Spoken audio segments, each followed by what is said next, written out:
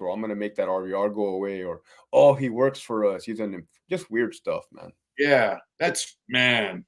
Weird stuff. And to me, it's usually the guy that's portraying himself like a shot caller that's probably doing it most of the time.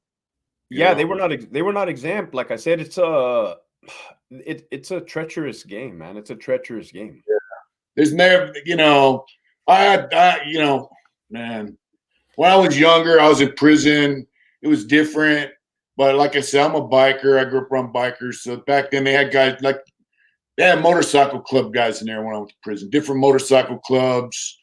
That back then everybody wanted to be a biker. Everyone grew long hair, beards, all that shit. Now everybody wants to be something else. They're all shaving their heads and whatever. But I rode bikes on the street. I grew up around that shit, so I gravitated towards that. And the dudes I hooked up with, they were solid. I'm friends with some of them now out here in the world. They got out, I'm out. They were serious guys.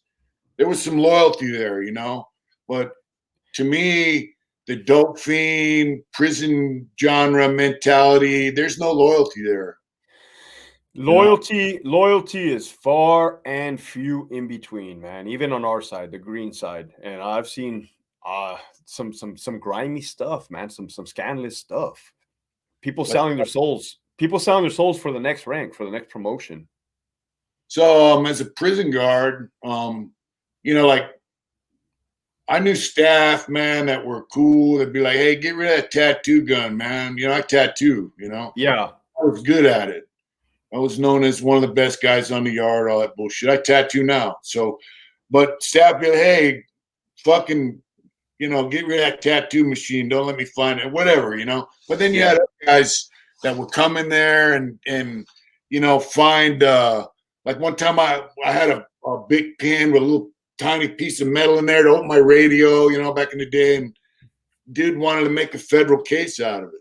The next thing you know, the guy's a sergeant and moving on up the rank. So do those guys that do that, are they ratting on you and your friends too? Because they're trying to move up the ladder? Or are they trying to ride herd on you guys? Or how'd that work? You know what? That's not even those, like we call them canines, those type of officers, the canines that are always trying to fight crime or crime fighters.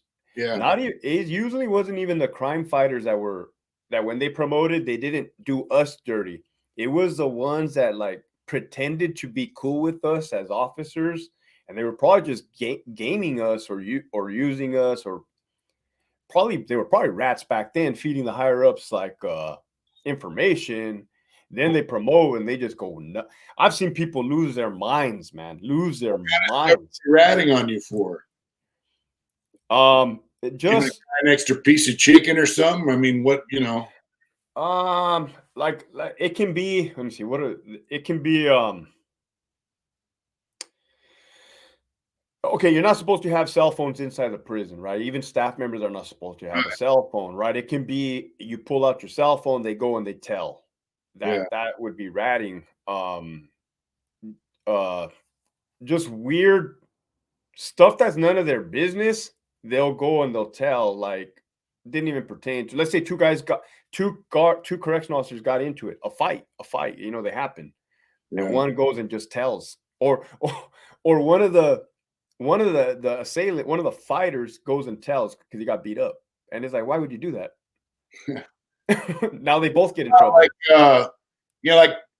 The food in prison now is just terrible. It's the worst I've ever seen it. Some of it you can't even eat. It's bland. Yeah, I ate some. It's horrible, man. So like some staff at the end of the dinner meal, for instance, there's always leftover food. And some staff would be like, yeah, go ahead and take some out. You're a good worker, Well, other staff would be like, hey, they catch you with a bag of food coming out after everything's done. They want to write you up.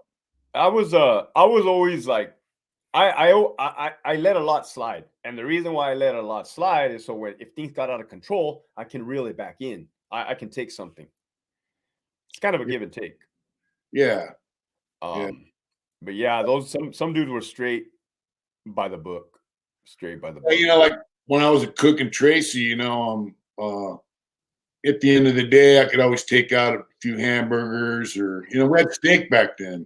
take a couple steaks out, whatever, You know what kind of suck when like we would be cool with letting you guys take like one bag full of food out of the chow hall if you guys were kitchen workers. But Yeah. what would suck sometimes if you would get like a hard ass sergeant or a hard ass lieutenant or a captain and they come and they're like, no, nothing comes out of my chow hall. Yeah. And you're like, man, you're messing up the program. Ain't nobody tripping right now. Yeah, I mean, it all just goes in the trash anyway. Right. It used to piss me off, man, because Right. sometimes they just come out of nowhere, and they after you let your guys out of the kitchen, they'll grab them down the way and throw them all on the wall, take all their shit, and then come back to you and go, "Hey, why'd you let them have this shit?" Yeah, it's just kind of dumb. I hated that shit, man. Always having to put out their fires. Yeah. Yeah. So you know what? You weren't in system yet, but in Donovan, we had they found a bullet in the fucking plaza. Uh-huh. At the same time, the same week, they found a bullet in the plaza in Solano. Wow. They said they found a bullet. Right. So number one, if I smuggle a bullet into prison, I'm not just gonna drop it out in the plaza. Right. So when that happened, they locked us down for days. They strip searched every fucking cell that came in because Donovan had just done away with a hobby there. They took all my art supplies. I went in my cell. Everything in my cell was in a big pile in the middle of the floor. Man. Got overtime up the ass out of that. And then later on, they found out it was a staff member in both places brought them bullets in and said they found them so they could get overtime. That happened. Donovan had made $185,000 in 1 year working overtime. So the rumor is that staff manipulate the overtime. Like, I'm going to take a couple days, like I'm going to work. And then like tomorrow you work second watch and I'm third watch. So I'm going to take my day off and you'll work overtime. Then the next day I'll get to work your shift overtime so you could make more money that way. What's going on with the staff manipulating the overtime like that? Yeah, when I was there, they were finding bullets on Alpha Yard in the where you drop the 602 box or the medical box, and it was a weird caliber too, like 32 ACP. Oh, like someone dropping a bullet in the 602 box. So it was so weird because, like I said, Donovan was weird. There was a dirty staff member a CO that worked in the kitchen. So I don't know if it was that dirty CO that was bringing in dope and cell phones to the inmates and then dropping a bullet in the box so we can search it and get everything back, and he could just make more money. I don't know what was going on. Well, that was going on in Solano. Was it? Yeah, they'd sell you a phone, and then they come and the guy's buddy would come and take it, and then they'd resell it to somebody else. Yeah, I was never into all day long. Oh yeah, I wasn't a dirty cop, but I just don't see why you would do that. Yeah, it seems like you could get stabbed by doing that. Yeah, but so what about the guys manipulating the overtime like that? I mean, that seems like an illegal thing. Like, I'm sure it's not because they're getting away with it, but they manipulate the overtime thing so they can make more money.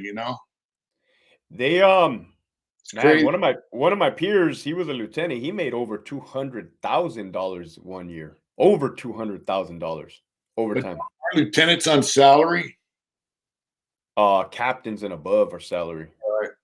Yeah, because I know lieutenant. He had 34 years in the system, and but he said his union was different than the guards union. The CCSO, the supervisor union versus the guards, the officer union. Yeah. So that's another thing, man. Like when I went to prison, the correctional officers were trying to team up with the highway patrol union, and the highway patrol basically told me, "Fuck you." Yeah. And now the highway patrol union was hooked up with the prison guards union, from what I understand. It just seemed like the union, and you had certain staff members that it's like they abused the inmates and the program. They took all the hobby away. We used to have visiting 7 days a week. They took it down to 2 days a week by appointment only because of overcrowding or some bull. That's bullshit, you know. So But one of the reasons why I resigned, one of the many reasons, and why I came out on scene, on YouTube and speaking out the truth, is to let everybody know, man, that from like lieutenants on down, it's like we have common sense. We're not trying to screw over anybody, and it's captains and above that have absolutely destroyed the system, man. Just absolutely annihilated the system. yeah, I mean, they just, I put it like this: like when you pay money for something, you get a product, right? So the taxpayers are paying for the prison system, and the product they get is a guy that walks out of there every day. They're getting the faulty product, man, because the prison system is like, when I went to prison, every fucking prison had badass vocational training. Yeah. Some of them had therapy, they had education. I know guys that work as electricians because they took the electricians to, they took all them trades out of the prison system when I was there. They said they could save money by eliminating the vocational programs. But the vocational instructors became prison guards. So how did they save any fucking money?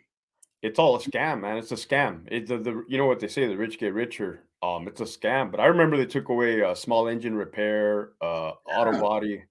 Yeah, those are trades, guys make money. So you're saying it's the upper echelon that's doing that, 100%. And it was more noticeable than ever before when they mixed the GP inmates and the SNY inmates on the non-designated yards. Oh yeah, I want to get to that. That was a nightmare. That was a nightmare. But before you started, they took our weights. Yeah. I mean, would you have a problem as a guard with a guy? Like I used to lift weights 5 days a week, every fucking night, 2 hours a night. I'm tired. I'm making personal gains. You have a problem with that? No, it almost seems like you get aggression out that way. I know I do. You got a gun behind you. If I jump on you, you got a guy that can shoot me. Who gives a fuck how big I am, right? Yeah. No, that's the thing. I never tripped on anything like that. They took our family visits away. They took our hobby away. They took our packages they took everything from us. And then they took stuff that, like I say, trades. So my point is like all that stuff helps in rehabilitation. If that's the goal, to release somebody seems like their program was to make sure that guys would come back. It got to the point, man, where the convicts were more ethical than my own bosses and managers, man. That's where it got to that point. Wow. It got to that point. Because they paint us as pretty bad people, No, I know. And I speak the truth and I speak fairly. And that's the truth right there. So, they say that the CDCR is the toughest beat in California. Do you agree with that? Well, maybe not right now because there's cops getting in shootouts like every single day. But I think like at one point, maybe the 90s for sure. I got to disagree. Like overall, there are some prisons that are pretty bad. Yeah. But even in those prisons, the inmates are not stabbing. Cops are stabbing each other for the most part. Well, occasionally you have guys stabbing cops. And I'm going to tell you something, like you said, your upper administration, when I was in Lancaster, they instituted a property control. So if you were on C status, they would take your fucking property. They would limit your yard. You got like an hour yard a day. Then they got a yellow line on the track, right? They made you walk on the yellow line. They started abusing people. Bad. So what happened was, on the way back from chow, guys are walking wherever they want. Staff ran over there. They jumped on them. And then when the sergeants ran over there, another staff, they stabbed them. But that's a direct result of upper administration instituting policies that guys like you had to enforce. And it jeopardized their lives. It did. I was talking to somebody yesterday, and they said we went after you guys because you guys were touchable. We couldn't touch the higher. The bottom line was those guys that did that, they're gangsters. They were gang members from Los Angeles, But bottom line was, I'm sure they would rather be sitting out on the yard playing poker, smoking weed, and drinking wine instead of stabbing cops. Right. But inmates don't just do that shit. They get pushed and pushed and pushed. It's like, you kick a dog so many times, he's going to bite you, Yeah.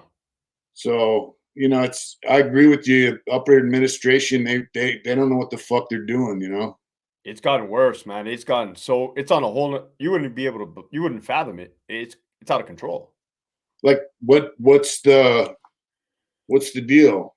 I mean, The deal is that like you mentioned loyalty, right? You're just not gonna.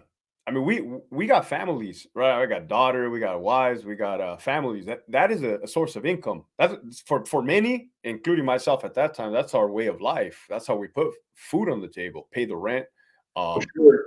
a lot of like 99.9% don't have a backup plan. Like that is their career. That's what they Right. went for. So these administrators, these wardens, they want to make it to Sacramento. They want to be in headquarters one day. So it's like sacrificing lamb, like sheep, sacrificing. And they'll tell you straight up, yeah, we're going to fire you. We've heard numerous wardens say this. Yeah, we're going to fire you. You're going to lose everything in the process. You're going to lose your house, your wife, your car. You'll get your job back. But hey, oh well, at least the damage was already done. Wow. And I couldn't stomach that, man, especially when you know those people and they were not about the business. They weren't solid when now they're up in a power position and now they're just like dictators. Well, to me, that's the kind of guys that strive for those positions. You know, True, you got true. people that want to control somebody else's life, and they don't have how to do it. They just work off personal emotion more than common sense. I was taught right in the military, man. At the age of 17, I was taught right. Rank doesn't mean nothing. In fact, my sergeants would take off their blouse and fight you if you had a problem with them. When I was in CMC West, and it's a level 2. Then CMC East is for white dudes was considered a bad prison. Oh, you're not supposed to go over there, even though it was a general population yard. Yeah. That's where they started the long-term offender program. So I went over there and I let everyone know, hey, I'm going. I told them, hey, I'm going, and hey, I'm going today. I told them, hey, you got a problem with that? Let's go in the fucking TV room and handle it. Right. Oh, it's all good. We know you're a lifer trying to get out. So I went over there. I did the long-term offender program, and I had a homeboy that was in High Desert. He was doing the program, and he goes, hey, check this out, brother. I go, what's up? CMC was like, you had a key to your own cell. They had yard pretty much all fucking day. It was open. Not as much as it was in the 80s, but it was still an open program.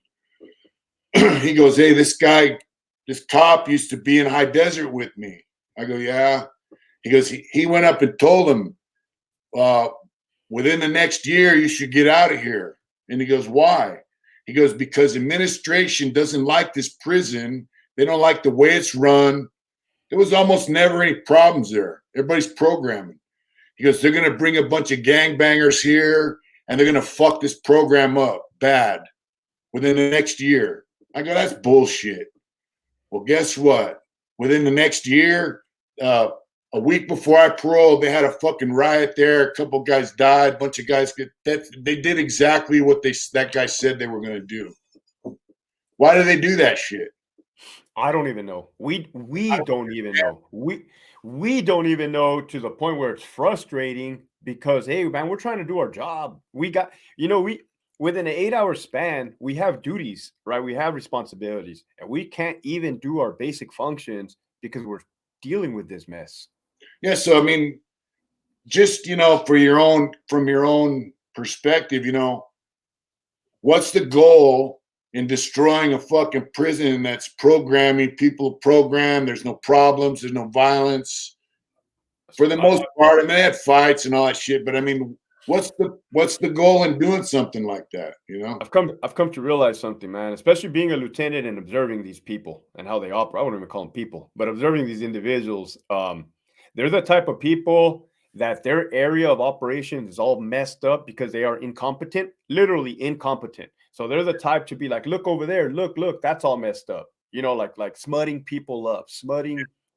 And if you think about it, I'm not the political type of guy, but if you think about it, if you got the lower people fighting each other, whether it's inmates on inmates or inmates on staff, hey, man, you can be in that cushy chair in Sacramento making money, rubbing elbows with the politicians, and making billions and millions while we kill each other. So, yeah, dissension causes distraction. It's a distraction for people. Look at the shiny object. Don't look at what I'm doing. Just look at the shiny object. Biden's doing it right now. But it's not a shiny. It's blood and guts. It's blood and guts that's happening on the level. So, you mentioned that they're mixing the SNYs with the GPs they cut. So if you're on a yard and you won't go with the SNY guys, that's called a non-program facility, right? And if you're on a yard that's mixed, that's a designated program facility, right? Yeah. So, and my understanding is that the SNYs started their own prison gangs, started preying on people. So they go, all right, we're going to mix you guys up. Basically. That's what happened. Well, the SNY program was a failure. The SNY program for CDC was a failure because there was a time when I ran the numbers on the computer. Things were so easy to look up on the computer. And it was literally like 75% of the population were sensitive needs, protective custody. Mm-hmm. And only 25% are, and that was like 3 years ago that I looked that up. Right. So, yeah, they had their 2 fiber gangs, their Northern Riders. When I got to Donovan, they were there, but I didn't pay them no mind. I didn't acknowledge them. I didn't really talk to them. I definitely didn't do my investigation like, oh, who started this 2-5 gang, or because it didn't matter to me. Yeah. Yeah. But the thing is, like, they're mixing low-level inmates. Level 1s, level 2s are all mixed, right? Except for Solano, I think his level 2 is the non-designated facility. They got some prison gang members there that came out of the SHU. They're mixing low-level, and now they're taking guys from low-level main lines and putting them in low-level SNY yards and vice versa, right? So these are programming. So why don't they mix the gang, the SNY gangs on yards where there's mainline gangs? You know what I mean? Are they doing that? What initially happened was the first prison to do it, I believe, was Mule Creek. Shortly afterwards, we did it, Donovan. We were like the second prison. It was on the minimum yard over there. Yeah. You got dorm 1, dorm 2. Yeah. It's level yeah, it's level 1. And I was on the crisis response team, the SWAT team for the prison. Yeah. And I was a lieutenant at the time as well. Sir, yeah. And they had us staged in the visiting room, in the minimum visiting room, because they were just about to put all those GPs onto that yard that was already housed with SNYs. Yeah. And they walked them down the center. There's 2 buildings, 2 dorms. They split them up, and instantly it blew up. Code 3 over here, Code 3 right over here. We go there. Yeah, we do what we do. This was sketchy. This was not cool, man. We do what we do. A lot of them were outnumbered. We zip tie them, and we escort everybody to like the handball court or the basketball court. And then somebody tells the inmate, we're going to escort you back into this dorm. We're going to cut off your flex cuffs, and we're going to keep doing this all night long until you guys get tired. Wow. And that's what happened. And it was sketchy.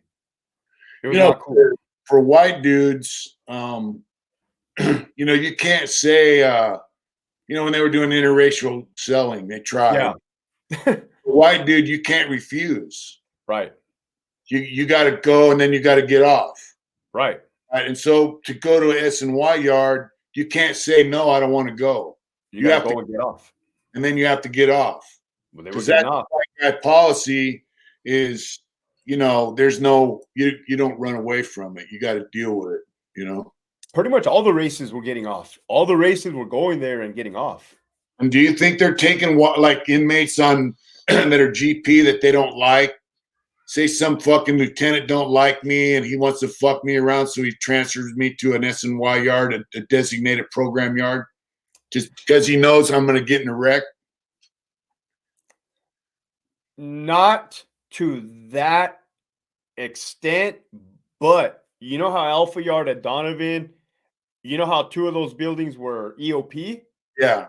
Well, when they did this crazy thing, what the state did was they said EOPs, you're no longer a GP or you're no longer an SNY. You're simply EOP. Right. So what that meant was now you can have an SNY inmate who's a EOP on a GP yard. Right. At that point, yeah, there was some of that going on because I'm telling you right now, Charlie Yard, Donovan, the inmates were so disrespectful, out of control, that they were like, okay, cool, we got something for you. Go to Alpha Yard with the GPs. And, they would do what they would do. They would assault us or they would PC up. Yeah. But that was a lot of blacks. The blacks they were very out of control on Charlie Yard. Hey, so let me ask you a question. Just I already know the answer, but out of all the did you ever go to other prisons? Like, did you ever go to like New Folsom just to see it and tour Yeah. around and you know what I mean? Like, New Folsom, DVI, Old Folsom, and San Quentin. what do you think about San Quentin and DVI? Oh, they were very like prehistoric, man, like dungeons, like Yeah. old school. Those are the best, man. Are they? I did the majority of my time, and I was in Tracy for about 5.5 years. I loved it. But out of all the races, right, in prison, when it comes to violence, what race of inmates do you think is the most violent, most dead set on like killing people, hurting people, enforcing policies? Okay, so I never dealt with Northerners at all. Zero Northerners, right? Yeah. And if we're gonna talk about the Southern Hispanics, they had numbers. They had the numbers, right? They had a so that was violence. That was violence on a large scale, on a grand scale, and on a bloody scale. Like when they would do stabbings, they wouldn't get down until you hit them batons. They're still not getting down. You're spraying them. They're not getting down. The whites, you know, the whites hands down made the best weapons by far. I knew that when I was a new cop. Like the weapons that we were finding, they were like perfect. You know what I mean? Like the perfect handle, a perfect blade. The other races were not like Yeah. and when those dudes came with the business, the whites, because man, at Centinela, dude, there was a 4-on-2, man, whites. And I was eating my lasagna. My mom made me some lasagna, and it was during downtime. This happened behind the Vogue wall, work chain. And they attempted to murder those two individuals, and they man. Yeah. Yeah, because like I interviewed a white Crip on here, and he's from San Diego, and he's pretty cool. But he was talking to another white Crip from another state, and the guy's like, "Oh, I would have been all right over there," and he goes, "Hey, dude, you don't understand." He goes, "You could have one white dude on a yard with 200 black dudes, and if they're tasked with a mission to get you, they don't give a fuck. They're gonna get you." That's the truth. That's the truth. The old saying in prison was, a white dude will stab you one time and kill you, and the South Side will stab you 50 times and you'll live. No, that's the truth. Like, I mean, I've seen both. Well, now that you mention that, right before I resigned, there was a murder of a white inmate. It was three whites. Now, the messed up part about this was only one of them knew what he was going to do. He brought the other two along for the ride, and one of those dudes was in for a DUI. Wow. And so they all got wrapped up for murder. But you're right. They hit him in the heart, and that was a wrap. Yeah. But that individual that got hit should not have even been on that yard. We were talking about that. Sentinella. Huh? Is that Donovan or Sentinella? That one was at Donovan, and that one was, kind of out of the norm to be seeing murders like that. Yeah. Donovan was all right. I was there twice. I was there in 93 to 96, and then 2003 to 2006. The first time I was there was pretty cool, but second time it was fucked up. Yeah, another white. Yeah, the whites when they came, man, they came with it. I remember at Centinela one time there was a overweight white guy with scraggly hair, kind of looked like a J cat in a way. And the whites told him, clean up your act, man. Shave your face, cut your hair, start doing the routine. He disregarded them. Yeah, Man, there's little like I think he was Russian, but he ran with the whites. He yeah, came out of the chapel and he walks up behind him and hit him in the Adam's apple. Boom, and just dropped him. yeah. Kill him. He didn't kill him, but he hit him like I mean that was also a good weapon. Yeah, Boom. yeah, yeah. It's a motherfucker, man. Yeah, I know of cases where stick it in one side of your neck and it comes out the other. But yeah, it's pretty brutal, man. It's a Yeah. brutal spot. And, part of my channel, the message that I try to get out there, especially to young guys, like if you're living in Los Angeles and you're about ready in the mix, whatever, you don't have to go down that road. It's not what you think it is. If you end up in prison, there's guys that've been in prison long as you've been alive. They know how to out politic just about anyone. And there's a way out for them. Like they got Father Boyle in LA that helps them guys get on track, and there's a lot of different programs that youngsters can get involved in to not go down that road to prison because I got busted when I was 17. You went in there, after military and stuff, and you're on the other side of the fence, but you've seen it, and it's no way to live, and it's a dead end street, man. And That's true.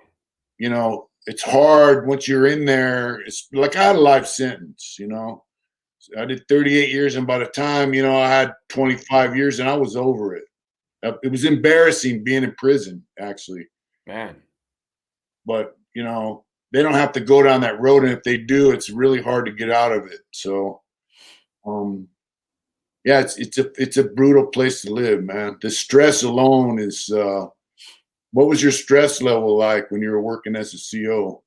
Dude, I thought I had it under control. I honestly thought I had it under control, man, because the combat veteran, I seen devastation and destruction. And Yeah, but for 16 years, that stress, first the stress of Centinela, like, am I gonna get stabbed today, or are they gonna jump me? And then Donovan, am I gonna get fired? Am I gonna get fired because my boss has an agenda? yeah. Um, when I left, when I walked out that front gate, like 98% of that stress was lifted, man. And I ultimately made that decision for my family, my daughter. Basically, you were living in, you were taking that stress home with you. So I thought I had it under control, man. Like, okay, I wasn't kicking the dog, I wasn't slamming doors, I wasn't slapping the wife around. But hey, man, like my personality, I was very isolated. I was very quiet. Even at family gatherings, I didn't talk to nobody. I Yeah, just, very quiet at the table, which is weird and abnormal for me. yeah, yeah. But man, Wow.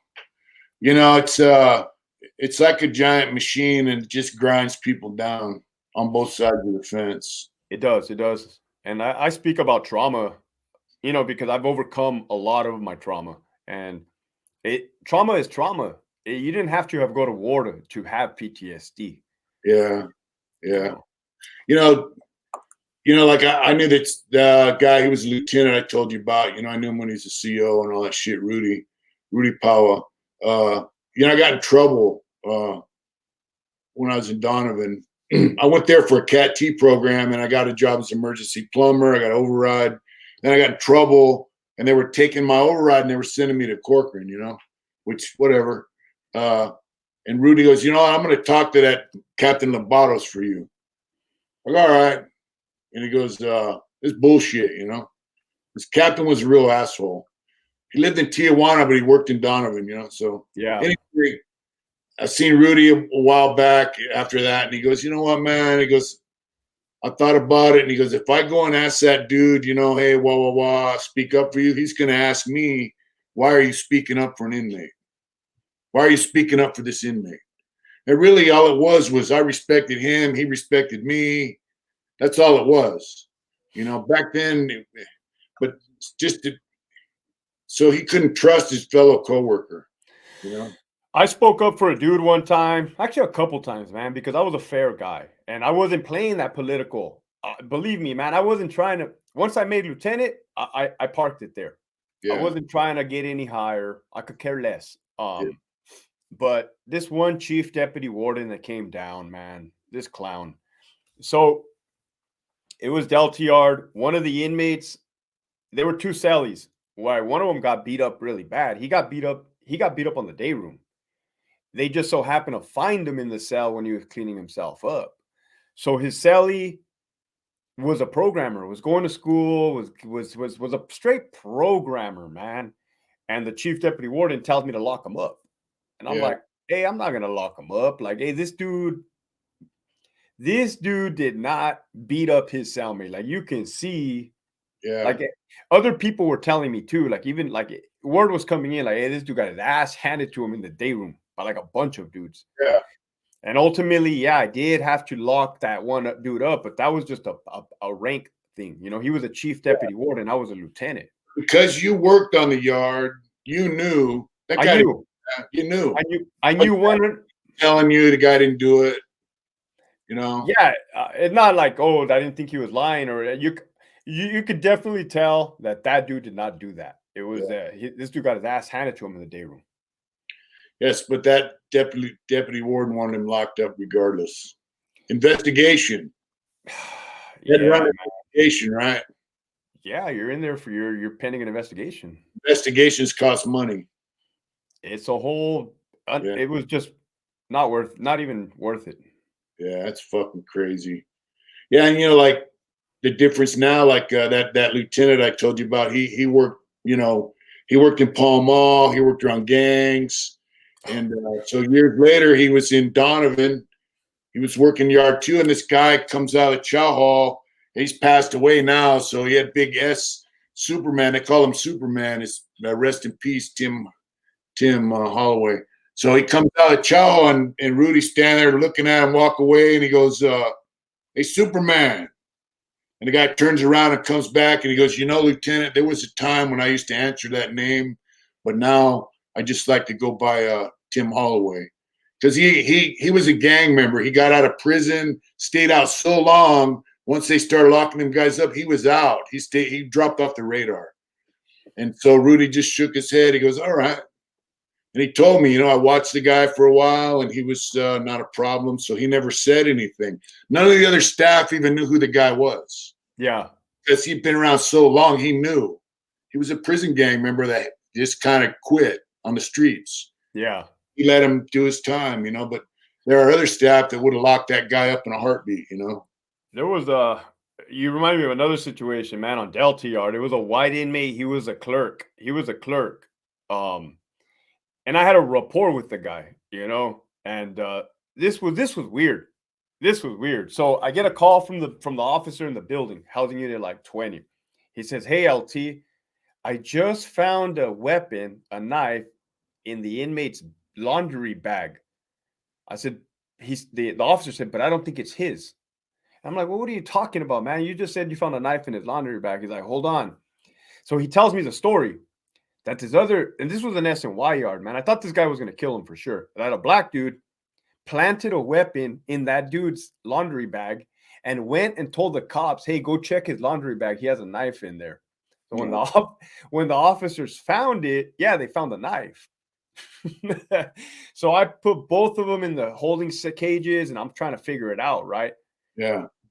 And the dude that planted the weapon, he was a real pain in the butt, man. A real pain in the ass. I already knew that. The clerk, he's like, "Hey, have you ever known me to have a knife? Like, is this, you know, that this isn't even my MO?" And I'm like, he's right. Like this. And I go, "If I let you out of here, man, are you gonna kill that guy?" He's like, "No, I'm trying to go home."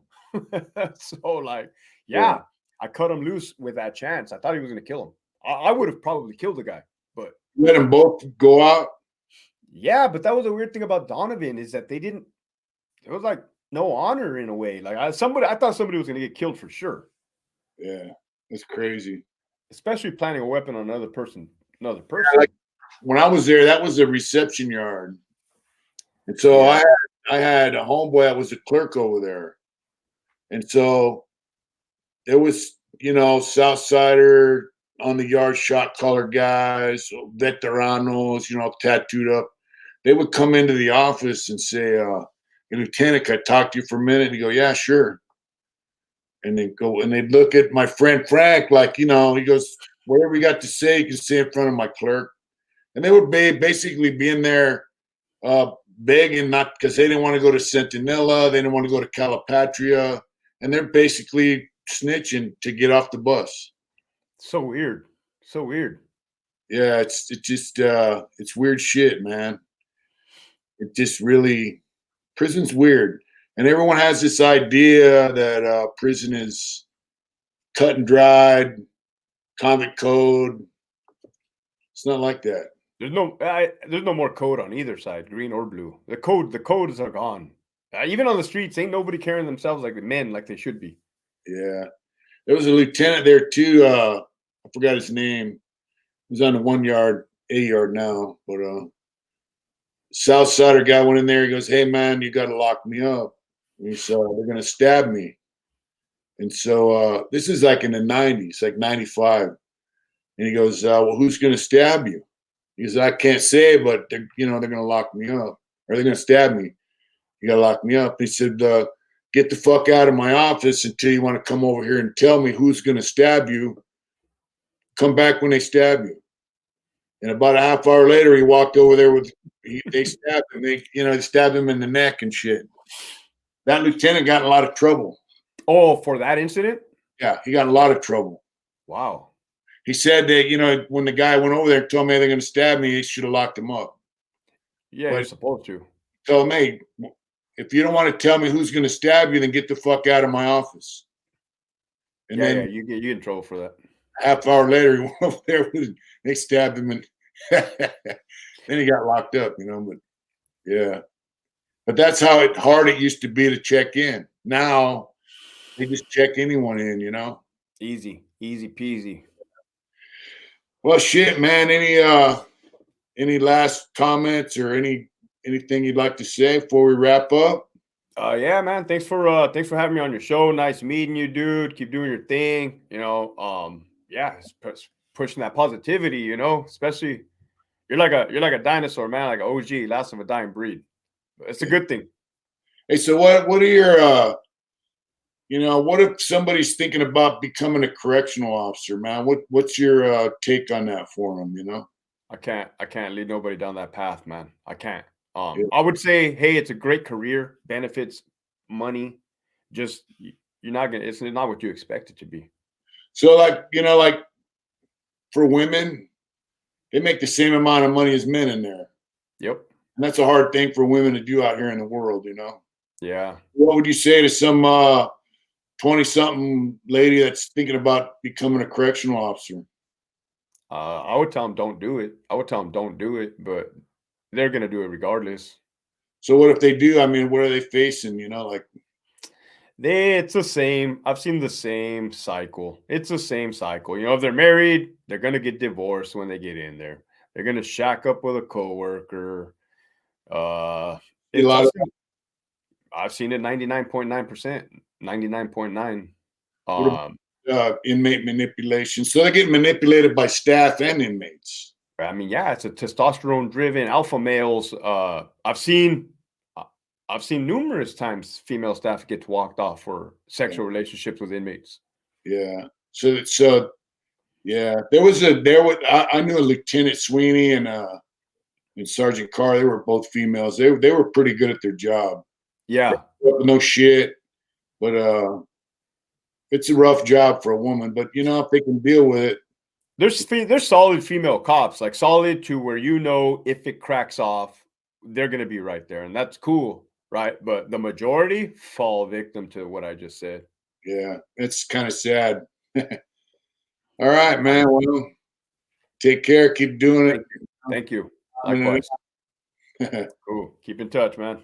for being on the show. For sure, man. Thanks for having me. Yep.